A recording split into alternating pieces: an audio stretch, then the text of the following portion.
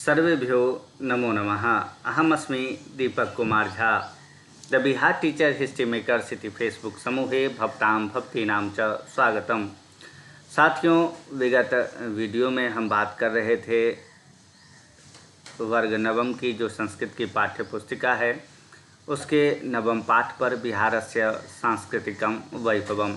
इस क्रम में हमने जाना था कि बिहार की जो यह भूमि है केवल धर्म, दर्शन, ज्योतिष, व्याकरण आदि शास्त्रों की ही भूमि नहीं है, बल्कि यह गीत, नृत्य, संगीत की भी विकास स्थली है। इसी क्रम में हमने संगीत और यहाँ के नृत्यों के बारे में जाना था और आज हम लोग नाटक और यहाँ की चित्रकला के बारे में जानेंगे। तो नाटक के बारे में सबसे पहले कहता है, नाट्यम जन रुचि वर्धकम लोकाराधन क्षमं विज्ञ ही पंचमो वेद कथ्यते। कहता है कि नाटक जो है सो लोगों के रुचि वर्धक है और सभी की कल्याण के कारण इसे हम पांचवा वेद कहते हैं।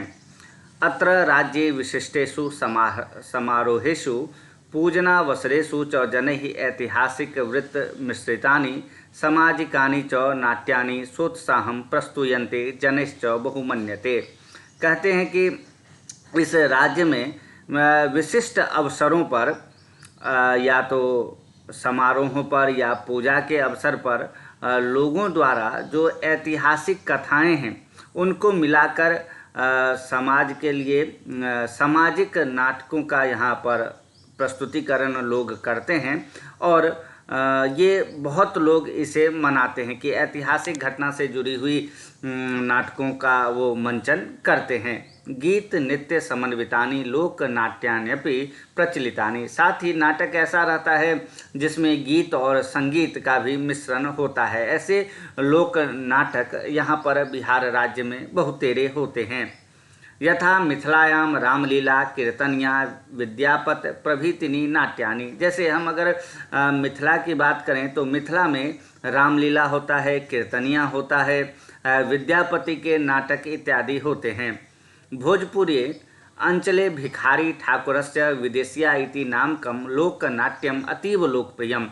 ये प्रश्न बार बार आता है कि भिखारी ठाकुर ने किस नाटक की रचना की है, तो इसका उत्तर होगा विदेशिया। इसमें इस पंक्ति में यही कह रहा है कि भोजपुर मंडल में अंचल में भिखारी ठाकुर की जो रचना है विदेशिया, उसका वह जो लोक नाटक है वो बहुत ही लोकप्रिय है और इसका कई जगहों पर मंचन होता है। न केवल भोजपुर में ही बल्कि अन्य अंचलों में भी इसका लोग मंचन करते हैं, यह नाटक खेलते हैं। उसके बाद बात आ जाती है चित्रकला की कि बिहार के सांस्कृतिक वैभव में चित्रकला का क्या योगदान है। तो इस क्रम में है लिखता है इस निबंध में, राज्येस्मिन् सर्वेषु अंचलेषु चित्रकलाया प्रचलनम संस्कार कार्येषु दृश्यते। कहता है कि इस राज्य में सभी अंचलों में, केवल एक अंचल की बात नहीं होगी, केवल मिथिला की बात नहीं होगी, केवल भोजपुर मंडल की बात नहीं होगी, बल्कि सभी अंचलों में चित्रकला का प्रचलन बहुत है। और ये चित्रकला का लोग उपयोग कब करते हैं, तो संस्कार कार्येषु दृश्यते। जब भी कोई संस्कार कार्य हमारे यहाँ होता है तो हमें यह चित्रकला देखने को मिलती है।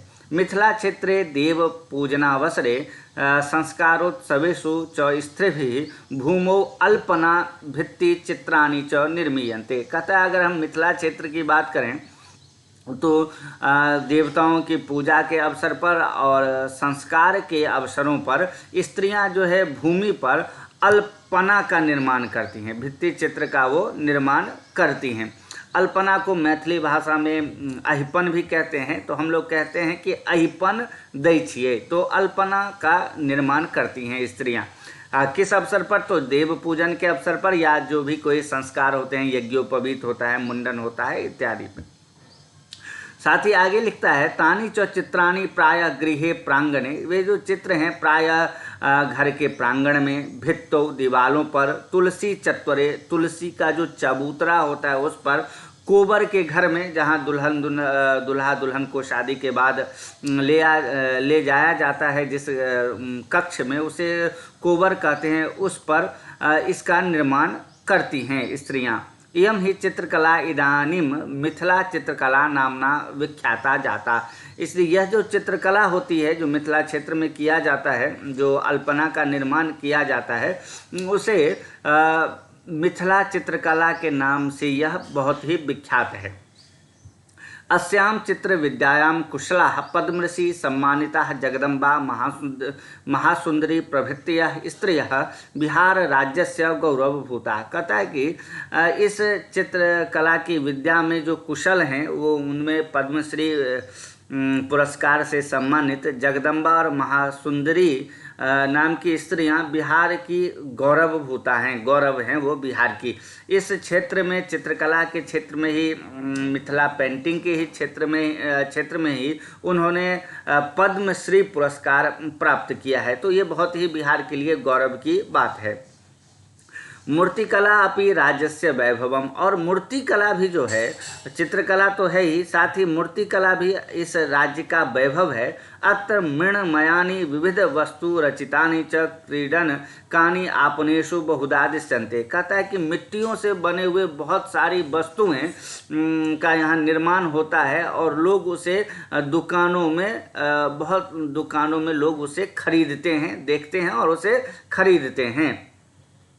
धार्मिक अवसरेषु च प्रायः मूर्तिकला विधिभिः तृण करगद मृदभिः संरचिताः देवमूर्तयः स्थापयन्ते जने पूजयन्ते च। कहता है जब भी धार्मिक अवसर होता है, धार्मिक अवसरों पर प्रायः मूर्ति कलाकार जो हैं वो